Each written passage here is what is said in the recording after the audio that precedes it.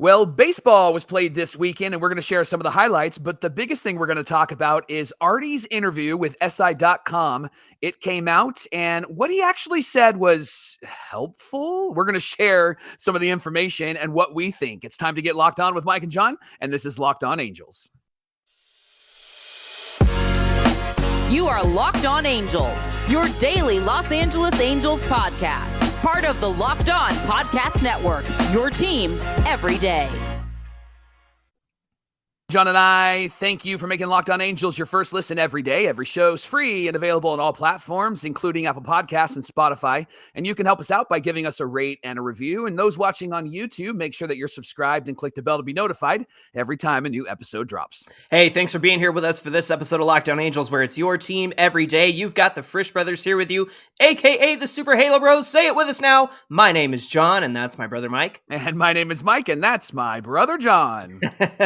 Hey, coming up this week on Locked On Angels, if you want to get into the conversation, you can get at us at Locked On Angels on Twitter and at Super Halo Bros on Twitter and Instagram. But we've got creating the best possible roster for the Halos in 2023. We're excited to have that conversation. We'd love to hear from you as well. And if you're watching on YouTube, comment below the video because number one, we get to hear from you. And number two, that actually helps us out as well as giving us a rate and review. So we'd love to hear that. And don't forget to get your questions in for this week's Fan Mail Friday, which of course is on Friday. Tweet at us, DM us, send us a message, give us a call on our voicemail line. We'd love to hear from you. That information is in the episode description, of course, everywhere that you can reach us.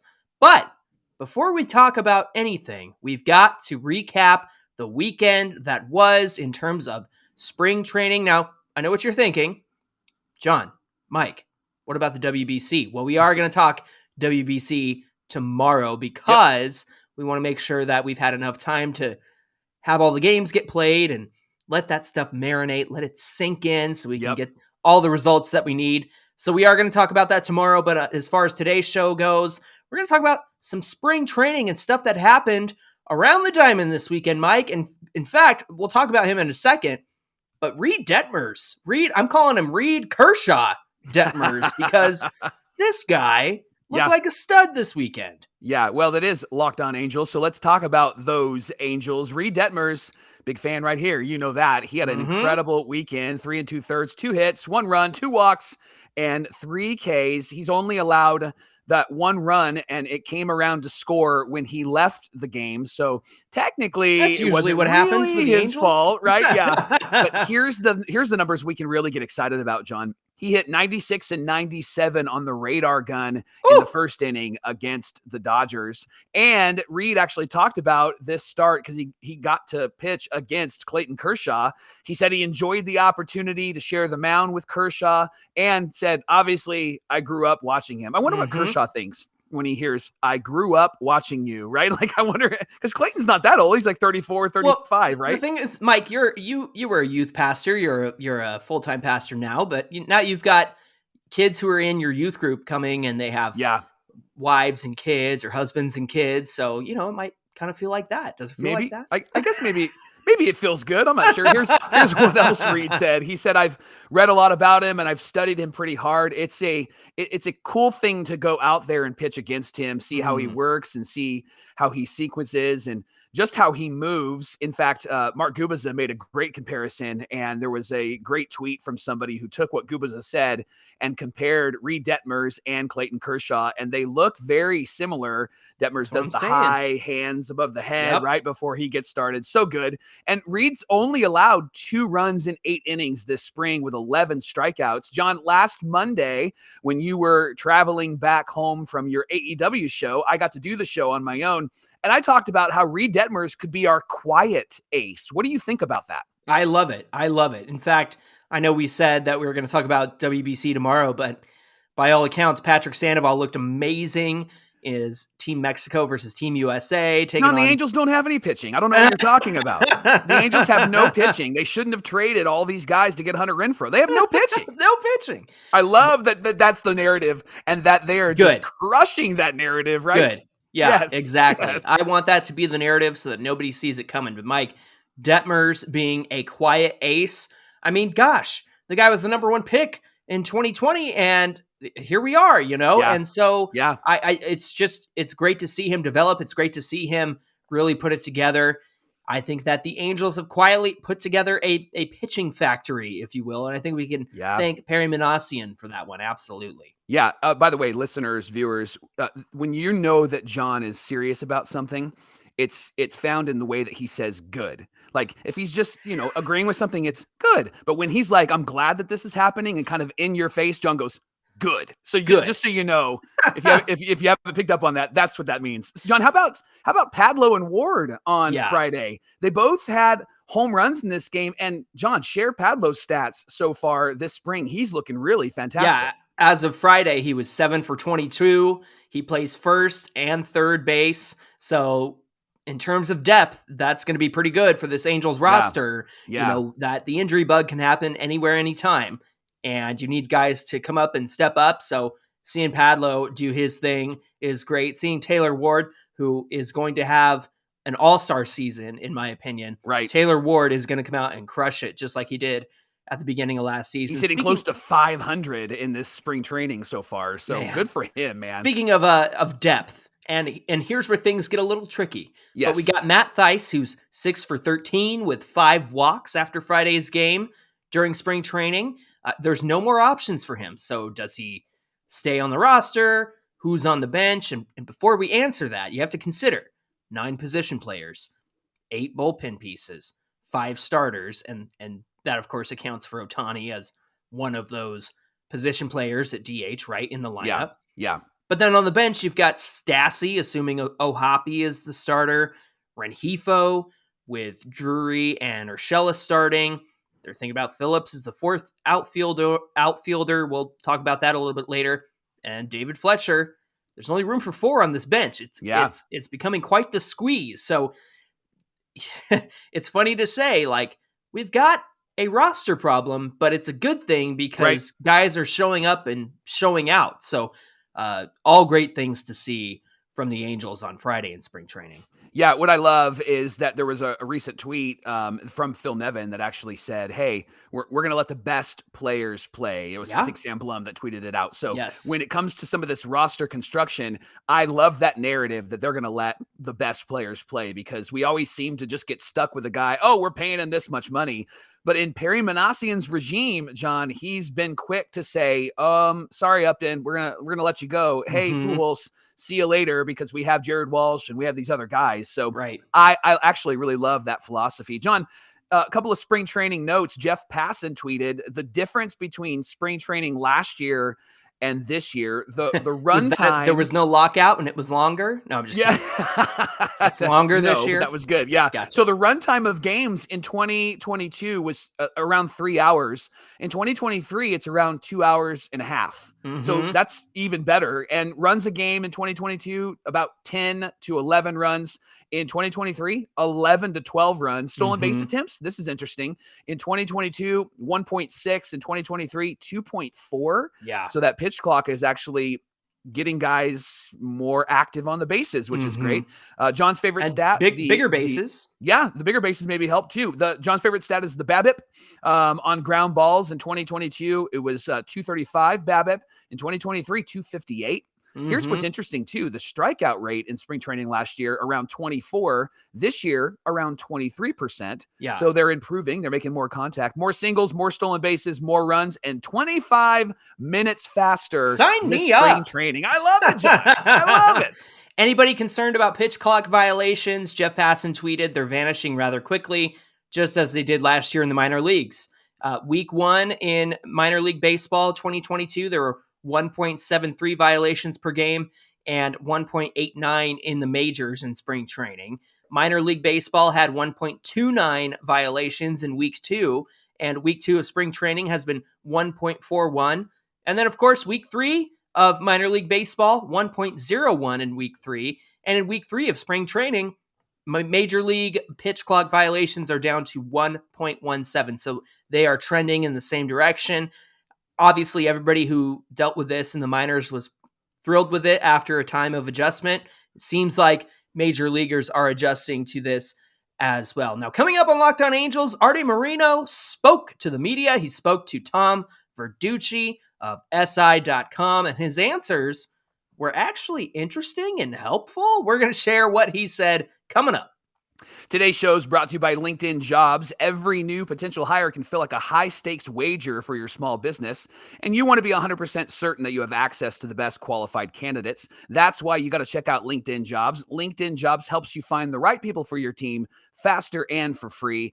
Adding your job is simple at LinkedIn, and once you add the job, you can post the purple hashtag hiring frame to your LinkedIn profile to spread the word that you're hiring. Simple tools like screening questions make it really easy to focus on candidates with just the right skills and experience so that you can quickly prioritize who you'd like to interview and eventually hire. Get the right people in the right positions so you can achieve your goals in your small business this year. Business owners rank LinkedIn Jobs #1 in delivering quality hires versus leading competitors. So find the qualified candidates that you want to talk to faster. Post your job for free at linkedin.com/lockedonmlb. That's linkedin.com/lockedonmlb to post your job for free. And there are some terms and conditions that do apply. Thanks for making Locked On Angels your first listen today. We're going to talk about more spring training news coming out of the weekend. So let's talk Saturday and Sunday's games. There were some roster moves on Saturday, Mike. In fact, the Angels PR announced that they optioned right-handed pitcher Justin Garza, Colton Ingram, who's a lefty, Jose Soriano, and Michael Stefanik, of course, infielder. And then they reassigned Luis Lito, Anthony Morine, Luke Murphy, Bryce Teodosio, and Kenyon Yovan to minor league camp. So moving some pieces around, getting things, putting people in place, things like that, getting ready for the minor league season. And just kind of figuring out, all right, who is going to take that step forward with us. And then we've got Angels versus the Diamondbacks, which went to like a crazy, 11-10 was the final score? Something crazy like that? Yeah. Well, I think the good news in this game, Johnny, was Anthony Rendon hitting a 3-run home run in the first inning, and he had 3 hits total in this game, 3 for 3. His second home run of the spring, by the way. And then Brett Phillips, after going 0 for a long time, finally hits a home run, gets his first hit in an Angel uniform. Lots of runs for both teams in this game. Did you notice that Jared Walsh started in right field? I did. On Saturday? Nevin said that he is an option for the outfield this season. Doesn't it feel like they're just not messing around, John? They're like, everybody's going to play everywhere because we're not going to go through what we went through last year. Even if somebody gets hurt, we're going to be just fine. Nevin's like, I'm getting everybody to play every position and no negotiations on that. Well, and you've got to play to these guys' strengths, right? Because, Drury can play third, he can play first, play some second, he can play the outfield. That's why they sign a guy like Drury. You see Urshela playing some shortstop and getting rather comfortable at that. He made an incredible play at third base in the WBC, so that was awesome to witness as well. So a lot of versatility. You got to play to those strengths, let these guys figure it out and figure out where they play well. And I know that you and I complained about infielders in the outfield last year. Yeah. But I think it's different in the sense that these guys have done it before, and it's also in service of what do we do if somebody goes down? What do we do if we have an injury? Can we keep a good bat like Jared Walsh in the lineup if we need him in the outfield, right? So they're figuring that out now in spring training instead of just running out like, put Jack Mayfield in left, right? It feels different. It feels more methodical. It feels more planned, which is, I think, a good thing. Jose Suarez, 3 innings, 5 hits, 2 earned runs, no walks, which is good, and 1 strikeout. Johnny, still working on some things, or are you concerned about his last 2 starts? Because he has given up some hits and he has given up some runs, but he only has walked 1 batter this spring. That's the sticking point for me, is the fact that he's only walked 1 batter, because Jose Suarez, when he's on, is surprisingly electric in terms of fooling batters and getting swings and misses. For me, I want to see him go further into games, because it's a matter of seeing him face a lineup a third or a fourth time, I think is the crutch for Suarez. Now, in the past, he's been yanked pretty early, but I think his pace on the mound will improve, especially now that the pitch clock is in play, which makes him a better pitcher at the end of the day. We've Agreed. seen that. We've witnessed that. So I'm still willing to give him more time. I'd like to see him get a few more starts before spring training. And he's a number 5, Mike. Yeah. Jerome Williams was a number 5 for the 2012 team. And I think Suarez is better than Jerome Williams. I mean, not that Williams is bad or anything, but Suarez is a perfect number 5 in my eyes. And so I don't see any issue with letting him work some things out as spring training continues. But then now we're throwing another monkey wrench into the what do we do with all these guys? Yeah. And that's Griffin Canning on Sunday, Mike. Right. He 3 innings pitched for him, 3 Ks, 1 earned run. He's only given up 1 earned run in 5 total innings in 2 starts so far. Had a lot of 94s and 95s on the fastball. Pitching factory, I'm telling you. How about that, man? His average fastball before he got hurt was around 93. So that's a great thing. He actually said after the game that his arm is fresh, and I really appreciate that we have a fresh arm. Obviously, he hasn't pitched in almost a year and a half, so he should have a fresh arm, right? And we mentioned Brett Phillips. Phil Nevin was asked about Brett Phillips in that 4th outfielder position, and here's his quote. He said, "We're going to take the best guys. I've said it all along, contracts or however they go, we're trying to win a championship here, and we're going to take the best group." And so I'd say that there's certainly a competition. Our friend Sam Blum tweeted out this. Here's my read on the Angels outfield situation. They have 4 routes. Phillips, here's his first thought. Phillips is the 4th outfielder, most likely. Number 2 is that Moniak or Jo Adell get the job. Moniak's having a great spring. Number 3, Angels add an extra infielder like Velasquez who can play backup outfielder. Please don't do that. And then number 4, the Angels carry 3 catchers and use Rengifo, Walsh, and Drury as a backup outfielder. John, your thoughts? What's your initial gut feeling here? Which one do they go with? Look, I know Mickey Moniak is having a great spring. I know Jo Adell has struggled some and probably will benefit from some time in AAA, getting everyday reps. That's honestly how I feel about Mickey Moniak as well. Yeah. Even though he's been tearing it up, what do you do when you have Hunter Renfroe, Taylor Ward, and Mike Trout in the outfield? Then you don't have a spot for Mickey Moniak unless it's like, day 6 of a 7-day week, and where they're playing games 7 days out of the week. And I just want to see Mickey Moniak get the at-bats that he needs to be a stud. And he's had great springs before, and injury has hampered him. He's been hit in the hand, and then he got hit in the hand again at the end of the Angels season. So it has been a shame. I just think you're using Brett Phillips as your 4th outfielder, which means he's coming in to play center field for Mike Trout in the 8th inning, the 9th inning, right? Or any one of the outfielders. It's a defensive replacement. It's the same reason you would keep Velasquez on the team, which I don't know if there's room for Velasquez, quite honestly. Agreed. But I just don't think that you want to take reps and at-bats away from Mickey Moniak or Jo Adell. Brett Phillips was never signed to be a hitter, right? And you can have him pinch run. You can have him, come in and do a sack bunt or move a runner over or things like that. So he's versatile in that way. I wish that we would see a little bit more out of Phillips, honestly, but I'm not too concerned because as a 4th outfielder, he's backing up guys like Trout and Renfroe and Ward out there. Today's show is brought to you by our friends at Built Bar. Maybe they could give Phillips and Adele and Mickey Moniak a Built Bar. That actually might help them this spring. So Built has this March Madness bracket, and it's here. And we all have a favorite Built Bar or Built Puff, and now you can actually make it count. The ones that you like the most, you can vote for them. So go to the BuiltMarchMadness.com website, and you can vote for your favorite Built Bars, Built Puffs.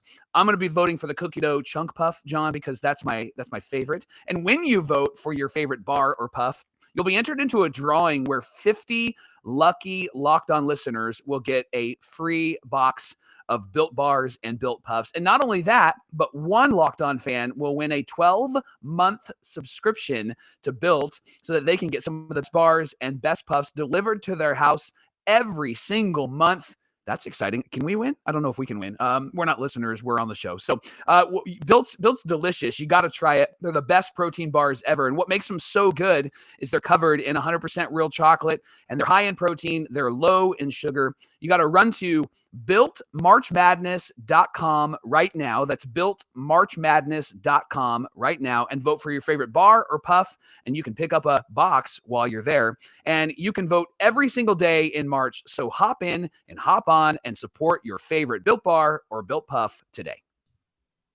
All right, we talked about it last week, and we talked about Arte Moreno, who has not spoken to local media in a very, very long time. Yep. And then he went and talked to Tom Verducci of SI.com. Of course, Tommy. you're probably familiar with Tom Verducci on MLB Network as well. And here are some points. Well, okay, let me give you my initial reaction here. Okay. The first thing I thought was, is this article kind of endearing to Arte Moreno? Like, yeah. Do I feel slightly less pessimistic toward Arte Moreno after reading this? And right. So that's my initial reaction. I'll give you my reasons why. But here's the major points from this Sports Illustrated article.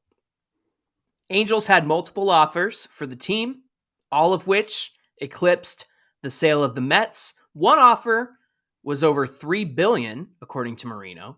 Wow. He got seller's remorse as he was walking potential owners through the stadium. There was one particular instance. He said that the potential buyer came in. He said, "Hey, you want to walk around and take a look at the stadium?" And the potential buyer said, "Oh, no, that's okay." And Arte was like, "Don't you want to see the stadium? Don't you want to see what you're going to get?" And interesting. And so he was kind of taken aback by that. And then they ended up walking around, and this potential buyer said, "Hey, Arte, I can see it in your eyes that you're not quite ready to sell this team. I would love to be a partner with you." And obviously that's not what happened, but right. Interesting scenario there, right? Also, he said he never intended to sell 100% of the team. He always wanted to keep a 5 to 10% stake in the team. Now, this one got me, Mike, because it's kind of a tale of two off seasons here. Yeah. First, Arte Moreno pushed for signing Trey Turner to play shortstop. Yeah. But Perry Minasian insisted on spending the money to address multiple needs besides shortstop. And Arte was like, "Oh, you mean we need more than just Trey Turner?" And Perry said, "Yeah, Arte, we do." Which, number one, is, okay, that's classic Arte Moreno. What? Right. This one guy won't fix all of our problems? Right. But then number two, as a fan, I would have really liked to have known that the Angels were in on Trey Turner at some point. Yeah. Like, that is encouraging to me. Like, hey, we were thinking about getting Trey Turner. Like, that's pretty cool, right? Right. But it is interesting to see that Perry Minasian listened. Sorry. It is interesting to see that Arte Moreno listened to Perry Minasian.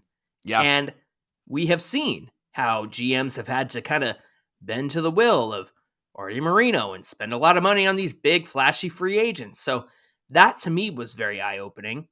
Finally, the team plans to keep Shohei Ohtani in 2023 as long as they're in playoff contention. He said, Arte didn't want to comment on what they would do if they aren't competitive, because they need to be competitive and try to get to the playoffs this season. There's no what happens if we don't compete, because he said if you go in with that mentality, you've already lost, right? So all of that said, what does this interview do for Arte in the eyes of the fans? Mike, how did you receive this interview? Well, the first thing that I want to point out is that Perry Minasian has something in him that the previous GMs didn't have, because we don't know about the private conversations that have taken place, but it is good news to hear that Perry was like, here's what the team needs. Yeah. And I have to do this. And Arte said yes. And we know that there's all these conversations about Rendon, and there's these conversations about signing previous guys and giving huge contracts out, Josh Hamilton being one and Albert Pujols being another, and how the rumors were that Arte stepped in and did all of that.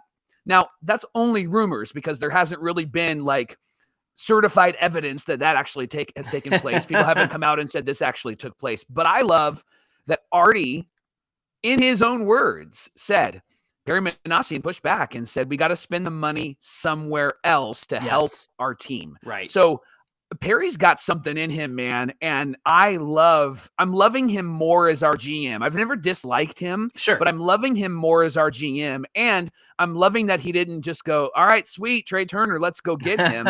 He knew what we needed and he made some big trades. The second thing that I noticed, and the thing that really kind of caught my eye, is in the fact that as they had this discussion, Perry said, I think we need to spend the money to address multiple needs besides shortstop. Yeah. Which tells me, if I'm going to read between the lines a bit, it tells me that Perry knows that he's got a window or he's got a sandbox or he's got some sort of limit on what he can spend. So we all know what that limit is. Yeah. Right. And again, he said, no, the luxury tax isn't a limit if we need to go over it. But there is a limit, right? He's not going over the luxury tax, so maybe that's it. But what he communicated there is this amount of money, not this amount of money. Right. And I want you to go and spend it in a really helpful way. And Perry did spend it in a really helpful way. So those two things really stood out to me, John. There's a lot that stood out there, but you mentioned, and you texted me that this kind of endeared Arte a bit to you. So explain that. I'll explain that. Listen, it's just, okay, first of all, you're not doing yourself any favors by not speaking to the media.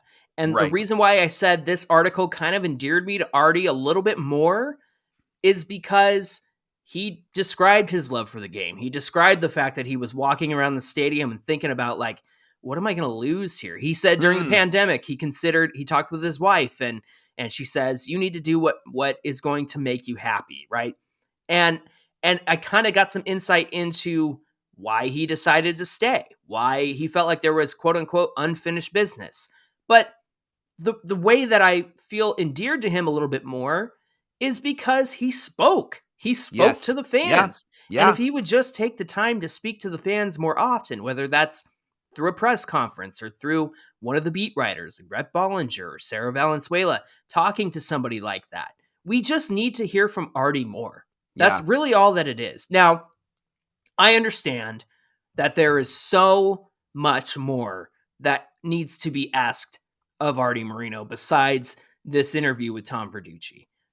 Minor leagues, housing, we've covered all that before. Right. But this is a start, right? Because we all wanted to know, why did you back out of the deal? Why did you back out of the sale? We all wanted to know that. So to me, this is a starting point. I think it's a good starting point, but don't let this be the last time you speak, Arte. You have to talk to your fans. We have to hear from you. And I would bet that if he had spoken to the media a little bit more than he has, which is zero, over the last few years, then I think the Arte hate, quote unquote, I hate to use that term, but like the resentment towards Arte Moreno would not be as palpable as it is now. If he would just have spoken to the fans through the media a little bit more often and given us any kind of insight into what's going on with this team, I would venture to say that the resentment would not be quite as high as it's been. So when I say that this interview endeared me to Arte a little bit, it's because I kind of saw the human side of this owner who loves baseball, who used to love this team. I mean, I know he still loves his team, but the guy that we saw the first 10 years when he got here was kind of the guy who came through in that interview. Yes. And like I said, there's a lot more to cover. There's a lot more to ask Arte, but this is a good start. Can we get back to this version of Arte Moreno? I hope so. I hope this is not the last time he speaks to the media. Well, John and I really appreciate you making Locked On Angels your first listen every day. And now for your second listen, check out the Locked On Fantasy Baseball podcast.